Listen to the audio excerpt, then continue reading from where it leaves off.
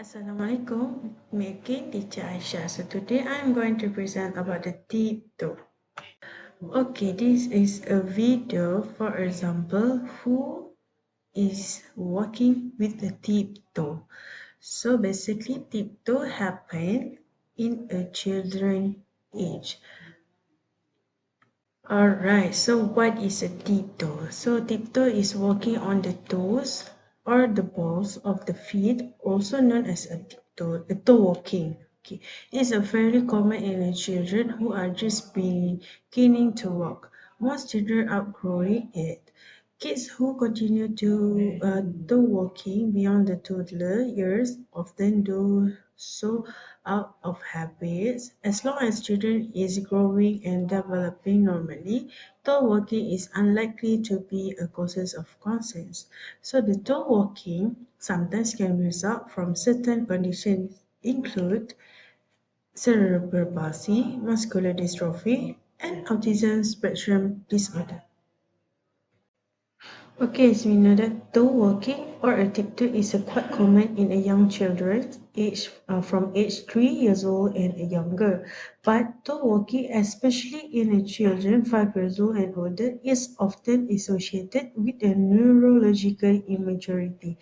So di sini in range dalam range 3 tahun from the baby to the 3 years old, which is from 1 to 3 years old, they are very this is normal bila our children work with the teeth toe ataupun toe walking. But when it's come more than 3 years old, kena yang tu kena check to the pediatric so that they can identify what the problem, why they still in walking with the tiptoe. Okay, so this functional vestibular system, a common problem is autism, may be responsible for the toe walking. The vestibular system provides the brain with the feedback regarding body motions and position. It may be possible to reduce or eliminate toe walking by providing the persons with a therapeutic vestibular stimulations. For example, swings or the glider swing. Okay, there is some causes why people ataupun why a person develop the tiptoe ataupun toe walking. The first one, there are four causes. This is the very main causes. Okay, the first one is short Achilles tendon, cerebral palsy, muscular dystrophy, and autism. So, in a short Achilles tendon, this tendon linked to the lower leg muscle to the back of the heel bones. It is too short. It can prevent the heel from touching the ground. Okay, Achilles tendon is located at the back of the heels, which is as we notice that bila kita ada movement of up and downs of ankle, they have a prominent area at the back of the ankle here. So this is Achilles tendon. So the Achilles tendon bila dia shorten, they will mengganggu pergerakan of the ankle to be flexions, which is move forward lah, flexion, move upwards. Okay, so that's why our children who had the short Achilles tendon, the position will dia punya kaki can be drop ataupun ke bawah because of the shortens. Dia tak boleh nak meregang ke atas. That's why the short, because of the short. Okay, next one is cerebral palsy. So the cerebral palsy very common with because okay, who got the cerebral palsy? The symptom ataupun the clinical features, they have developed the tiptoe ataupun toe walking. Okay, the toe walking can be causes or the clinical feature by a disorder of the movement, muscle tones, and the posture caused by injury or abnormal development in the parts of the immature brain that control muscle function. So dekat sini cerebral palsy. Cerebral palsy, what is cerebral? Cerebral is the brains, located of the brains ataupun the brains lah. So if a person who got the cerebral palsy, mostly as we know the cerebral is a brain, so they can affect the part of the brain yang control the muscle functions. So the control they are going where when they cannot control the muscle function, which is because of the brain damage, bukan affect the brain. So dekat sini dia tak dapat nak control the tendency also, and also dia akan always be the kekejangan otot because of the dysfunctions of control muscles, to control the muscles. Okay. So next one is muscular dystrophy.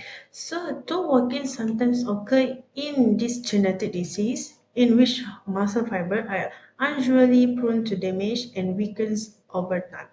This diagnosis might be more likely if a child initially walk normally before starting to walk. Okay, muscular dystrophy is a degenerative disorder, which is they have inherited disorder.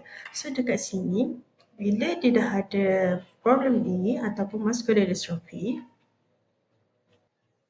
it can prone to be muscle weakness. Muscle weakness can be dia akan develop the foot drop, which is foot drop dia akan more kepada posture of the toe, tiptoe punya. Sebab dia foot drop, dia jatuh, and then dia akan walking with the tiptoe because they have unable to do the to ankle flexion.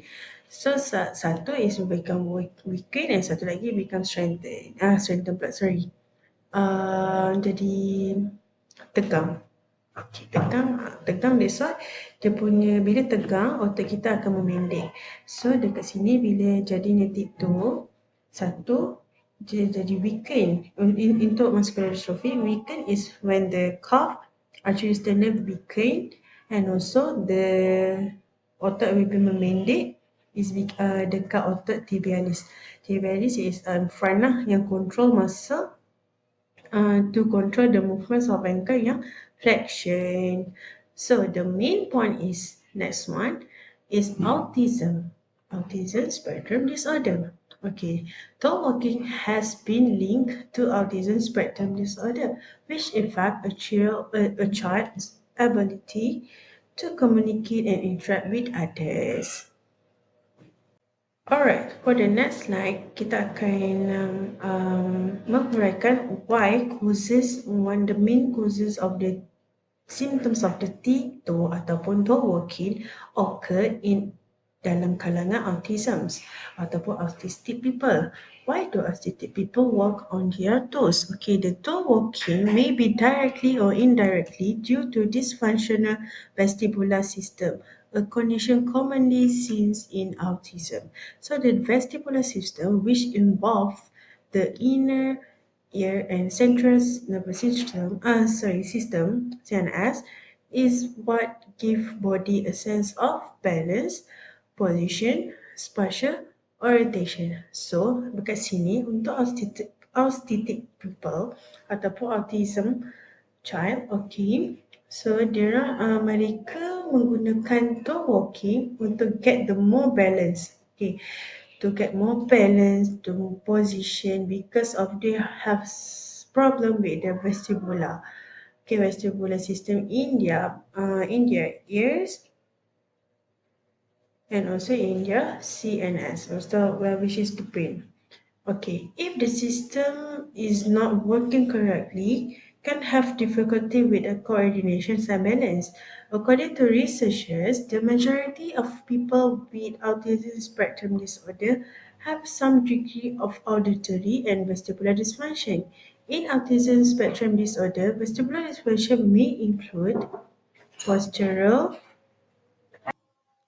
it may include posture instability, impaired gaze, gait dysfunction such as toe walking. Okay, what the intervention can be done to a person who has toe walking and also toe tiptoe. Okay, they have four suggestions for intervention. The first one is casting. Second one is tendon lengthening surgery. Third one is ankle foot orthotics, leg brace, and also physical therapy. So in the casting is semen. Kalau is in a picture here, macam semen lah, semen yang kita pakai when ada fractures, ada retak. Okay. So they will wear every day and night to help the calf muscles and tendon loosens and stretch. Okay, cast change every 2 weeks. Dalam total untuk dia pakai cast is 6 to 8 weeks. Okay, next one is tendon lengthening surgery. Okay, in the picture here, ada kalau nampak here, dia ada potongan-potongan, which is potongan ni adalah memberi space to lengthen the tendon. Okay. So as we know, bila tiptoe ni ataupun toe walking, bila selalu guna toe walking, dia punya lutut actually standard here will become shorten. So bila jadi shorten, dia punya memerlukan surgery untuk lengthenkan dia. So cara untuk lengthenkan, doktor will cut little bit here to loosens the tendon. Next one, can pakai ankle foot orthotics ataupun leg brace. So this is a plastic brace, hold the foot at 90-degree angle to stretch the muscles and tendon. So dekat gambar ni kita nampak ada 90 degree here. Dekat 90 degree dia sedikit sebanyak membantu untuk stretching, lengthen and also get the normal posture of the ankle during rest. Okay. Next one, physical therapy. Okay, in physical therapy, what they do? Okay, the physical therapy do the physical exercises to stretch the muscles and encourage typical heel to toe gait. Okay, dekat sini selain daripada stretching, they will do dance for reduce the pain and also ultrasound for improve or give blood circulation over the tendon itself. So bila dah ada heel, ada blood circulation, so they can help in the stretching. Okay, in the physical therapy tadi ada mention about the typical ataupun normal gait for a person walking. So normal gait is a heel to toe gait. Okay, not toe to toe lah. Okay, so for here has a two different gait. The first one is a normal gait, and the second one is a toe walking gait ataupun tiptoe. So bila ada kat sini, ada heel, ada toe off, strike, and also heel off. Okay, the second one, there is a toe, heel off, strike and heel off. Okay, this one is the differences of the normal gait and abnormal gait. Okay, in intervention, di sini mereka researcher membuat perbandingan treatment yang terbaik untuk untuk mengatasi masalah toe walking or tiptoe is here they have mereka bagi 3 perbandingan lah. So in the physical therapy, they have 59.3% of ASD children and 38.1% of non-autism spectrum disorder children. So dekat sini, mereka dapat curekan toe walking dengan physical therapy because they have a high percentage here. Okay, next one is by casting. Casting yang tadi sama ada mereka pakai yang cement casting, which is the folding ataupun memakai orthosis. Okay, they have 7.4% of autism spectrum disorder children instead of 3.6% of non-autism spectrum disorder children. Okay, the last choice is surgery. Surgery is 3.3% of ASD children and 1.2% of non-ASD children. Okay, that's all from me. Thank you.